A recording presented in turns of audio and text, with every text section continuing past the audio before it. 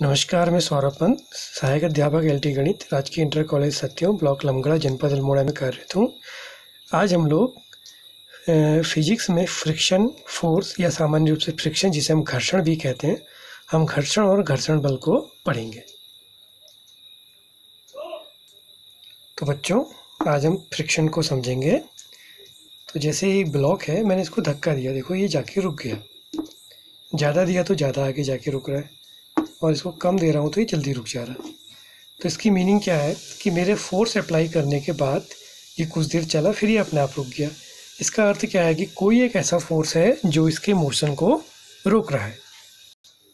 तो वो जो फोर्स है, अब हम उसी फोर्स का डिस्कस करेंगे, यानी कि क्या हो रहा है, ये आगे जाके रुक रहा है। तो इसका मतलब क्या है कि कोई एक ऐसा फोर्स है जो इस बॉडी पे के मोशन को क्या कर रहा है, रोक रहा है। ठीक है ना, यानी कि इसके अपोज में कोई एक फोर्स अप्लाई हुआ है। सपोज कर लीजिए, माना वो स्मॉल एफ हो गया और ये बाहर को था एफ। तो इट मीन्स जो ये मोशन को जो फोर्स रोक रहा है, उसी को हम कहते हैं फ्रिक्शन फोर्स, या हिंदी में घर्षण बल कहते हैं। अब इसकी पूरी कंसेप्ट की ओर जाते हैं। तो पूरी कंसेप्ट को ऐसे समझते हैं। देखो क्या है, ये एक ब्लॉक है, मैंने इस पर अभी कुछ नहीं लगा रखा। ठीक है, तो यानी कि ये कौन सी स्टेट में है, इक्विलिब्रियम की स्टेट में, साम्यावस्था में। ठीक, तो इसको समझते हैं। अभी ये ब्लॉक कुछ इस तरह से है, इसका अपना एक वेट होगा mg, और ये सरफेस में रखा हुआ है, और ये इसका एक, ये n जो है इसका नॉर्मल रिएक्शन होगी, यानी कि जहाँ पर भी बॉडी रखी है, एक्शन रिएक्शन पढ़ा ना न्यूटन से थर्ड लॉ, तो उसके अकॉर्डिंग ये n हो गया। तो n इज इक्वल टू हो गया mg। ये भी स्टेबल है। अब मान लीजिए कि मैंने इस पर फोर्स अप्लाई करा। ठीक है, फोर्स लगाया, ये नहीं चल रही, मैं और बढ़ा रहा हूँ, अभी भी नहीं चल रही है। फोर्स मैंने और बढ़ाया, अभी भी नहीं चली। अब जाके इसने चलना शुरू करा, यानी कि जब मैं इस पर फोर्स अप्लाई कर रहा हूँ अपनी उंगली से, तो शुरू में देखो ये मोशन नहीं कर रहा, अब बढ़ा रहा हूँ, अभी भी नहीं हो रहा। एक लिमिट के बाद क्या हो रहा है कि ये बॉडी चलने को आ रही है। मीनिंग, अब इसको ग्राफिकली समझते हैं फिगर बना के। वो फिगर क्या है, कुछ ऐसे समझो कि ये मैंने फोर्स लगाया, बॉडी ने मूव नहीं करा। ठीक है, तो यानी कि कहीं ना कहीं क्या है, एक कोई फोर्स ऐसा है जो इसके मोशन को रोक रहा है, जो मैंने शुरू में बताया, ये फ्रिक्शन फोर्स हो गया। ठीक है, बॉडी अभी स्टैटिक में है, तो हम इसको, या रुकी हुई है तो उसको एफएस कह देंगे। एफएस का अर्थ है स्टैटिक फ्रिक्शन फोर्स, या स्थैतिक घर्षण बल कह देंगे। क्लियर हो गया। तो ये एफएस, अभी इस एफएस का मान क्या होगा, कम होगा। ठीक है, क्योंकि ये मोशन को रोक रहा है। अब देखिए आप, मैंने इस f के मान को पहले से बढ़ा दिया, यानी कि अब जो ये सपोज ये f0 था, ये f1 हो गया, तो हम क्या कहेंगे, f1 ग्रेटर देन f0। ठीक, तो बढ़ाने के बाद ये अभी भी गति में नहीं आया, मोशन में नहीं आया, तो जो ये फ्रिक्शन फोर्स है स्टैटिक वाला, ये भी इंक्रीज करेगा, क्योंकि यानी कि शुरू में क्या था, ये इसको रोके हुए था, तो यानी कि ये इसके बराबर था।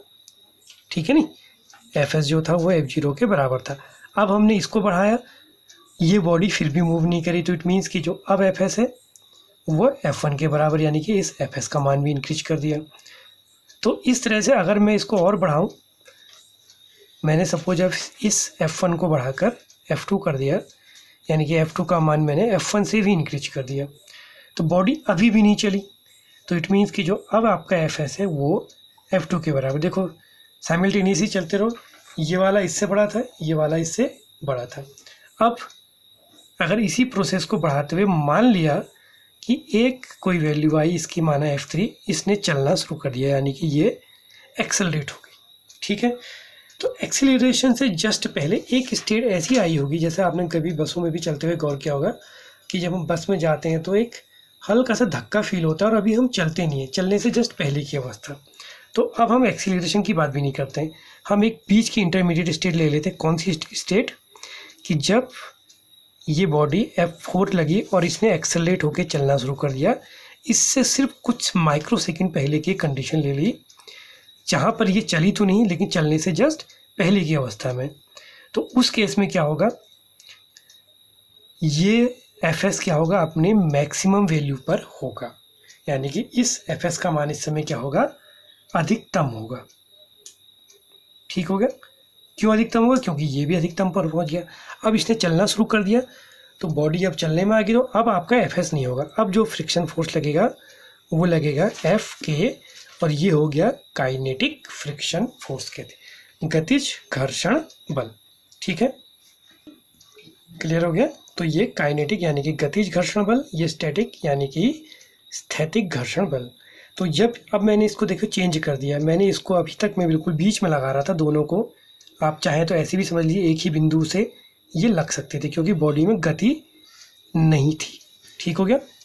अब बॉडी में गति आ गई तो इसका मतलब अगर ये मैं इसको यहाँ पर लगा दूँ ठीक इसके विपरीत, तो इसका अर्थ क्या होगा? यार ये दोनों बराबर है तो गति तो होनी नहीं चाहिए। इसलिए अब कंसेप्ट भी आते हैं कि घर्षण बल जो होगा वो जिस तल पे आपने रखा है, जिस सरफेस पे बॉडी को रखा है, उस सरफेस के स्पर्श रेखी या टेंजेंशियल लगेगा। ठीक हो गया? अब बॉडी चल रही है तो ये गतिज घर्षण बल का जो मान होगा वो इससे हमेशा कम होता है। क्यों? क्योंकि बॉडी चलने लगी। अगर ये बड़ा होता तो भैया चलने नहीं देता। तो एफ के का मान क्या होगा? एफ एस से हमेशा छोटा होता है। तो ये कॉन्सेप्ट आपको क्लियर हुई होगी।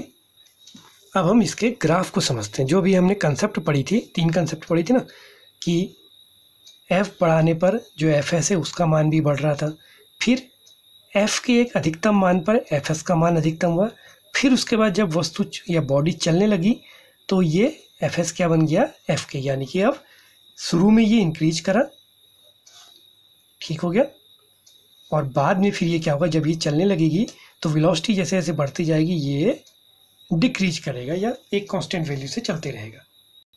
ठीक हो गया ना? तो ये बढ़ते जाएगा, फिर पीक वैल्यू पे पहुंचने के बाद ये क्या होगा? जब काइनेटिक की ओर जाएगा तो ये डिक्रीज कर जाएगा, फिर काइनेटिक फ्रिक्शन फोर्स आपका चलते रहता है, उसकी एक ही वैल्यू चलती रहेगी, फिर वो डिपेंड करेगा कि आपका सरफेस कैसा है। तो बच्चों हमारी कंसेप्ट क्लियर हो गई अब कि फ्रिक्शन फोर्स बढ़ते जाएगा, एक पीक वैल्यू पर आकर एफ एस का मान मैक्सिमम होगा, फिर जब बॉडी चलने लगेगी तो वो एफ एस कहाँ को जाएगा? एफ के की ओर, फिर काइनेटिक फ्रिक्शन फोर्स एक वैल्यू से चलते रहेगा। तो ग्राफ कैसा बनेगा? अब ग्राफ को समझते हैं। ये हमारा अप्लाइड फोर्स है, इधर को हमारा फ्रिक्शन फोर्स है। तो ये गया, ये एक मैक्सिमम वैल्यू पर गया, उसके बाद फिर मैंने कहा बीच चलने लग गई है तो ये आपका काइनेटिक फ्रिक्शन हो गया। ये हमेशा इसकी वैल्यू हमेशा इसकी पीक वैल्यू से क्या होगी? ऑलवेज लेस होगी। ये जो पीक वैल्यू है, जो हम्प है, इसकी ये क्या है? स्टैटिक फ्रिक्शन की एक मैक्सिमम वैल्यू है। क्लियर हो गया? इसको हम कहते हैं लिमिटिंग फ्रिक्शन। इसका हिंदी वर्ड मुझे नहीं पता बच्चों, इसको अंग्रेजी में लिमिटिंग फ्रिक्शन ही कहते हैं। आप लोग ऐसे ही समझ लीजिएगा क्योंकि आप इंग्लिश में ही पढ़ रहे हैं पूरी। और इसको कह देंगे हम लोग सीमांत, हिंदी में कहते हैं शायद सीमांत घर्षण बल कहते हैं। तो लिमिटिंग फ्रिक्शन फोर्स क्या है? स्टैटिक फ्रिक्शन फोर्स की मैक्सिमम वैल्यू। तो बच्चों ये क्लियर कर लेना, ये पॉइंट बड़ा इंपॉर्टेंट है कि लिमिटिंग फ्रिक्शन फोर्स सीमांत घर्षण बल क्या है? स्टैटिक फ्रिक्शन स्थैतिक घर्षण का अधिकतम मान है, ये वो हम पाया। इसके बाद जो है ये काइनेटिक फ्रिक्शन हो गया।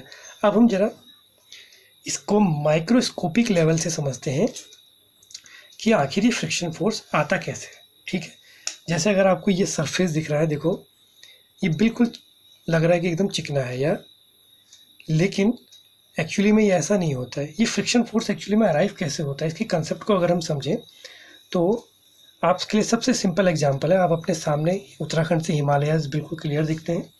तो हम इसको ऐसे समझें कि मान लीजिए आपको हिमालय की एक श्रृंखला कुछ ऐसी दिख रही है। ठीक हो गया? अब आप क्या करिए, एक दूसरी श्रृंखला को देखिए, हिमालय की दूसरी श्रृंखला भी ऐसी होगी।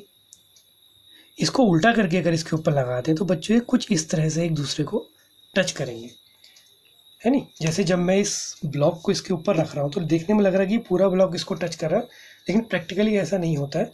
माइक्रोस्कोपिक लेवल पे अगर हम इसको देखेंगे तो ये पूरा टच नहीं कर रहा है। ये कुछ इस तरह से, जैसे मेरे 2 हाथ हैं, ये देखो कैसे टच कर रहे हैं ना, कुछ ही जगह पे तो टच कर रहे हैं, इस तरह से जो टच करते हैं। तो इस तरह से आपका फ्रिक्शन फोर्स इस कंसेप्ट के अकॉर्डिंग ये अराइज होता है।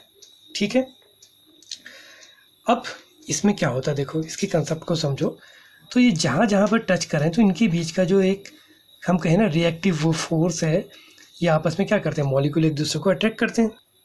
तो इनके बीच का जो है क्या है, अलग अलग तरह के कई कॉन्टैक्ट फोर्सेस जो है, उन कॉन्टैक्ट फोर्सेस का जो वेक्टर है यानी कि अगर कहीं पर ऐसे लगा कहीं ऐसा लगा, इसका जो वेक्टर सम आएगा वही फ्रिक्शन फोर्स का कारण है। ठीक हो गया। अब होता क्या है देखो, जब इस पर फोर्स लगाया जाएगा इस बॉडी पर, जैसे माना ये बॉडी इसके ऊपर है, तो अब आप ऐसा मत समझना कि पूरा टच कर रहे हैं, ये सिर्फ कुछ ही बिंदुओं पर ऐसे टच कर रहे हैं। तो जब अप्लाइड फोर्स ज़्यादा होता है तो ये क्या होता है, इसके ऊपर से रोल करते हुए या उस जो कांटेक्ट फोर्स है उसको ब्रेक करते हुए आगे को जाता है। ठीक है, तो फ्रिक्शन फोर्स का कारण क्या है, इन मॉलिक्यूल्स के बीच का जो एक अट्रैक्टिव फोर्स है या कांटेक्ट फोर्स है वही फ्रिक्शन फोर्स का कारण है। तो एक तरह से आप समझ लो ये एक तरह की कोल्ड वेल्डिंग टाइप की, कोल्ड वेल्ड जिसे कहते हैं ना, ज़्यादा अच्छा वर्ड इसके लिए क्या आता है, कोल्ड वेल्ड शब्द आ जाता है। तो ये एक तरह की कोल्ड वेल्डिंग ही होगी।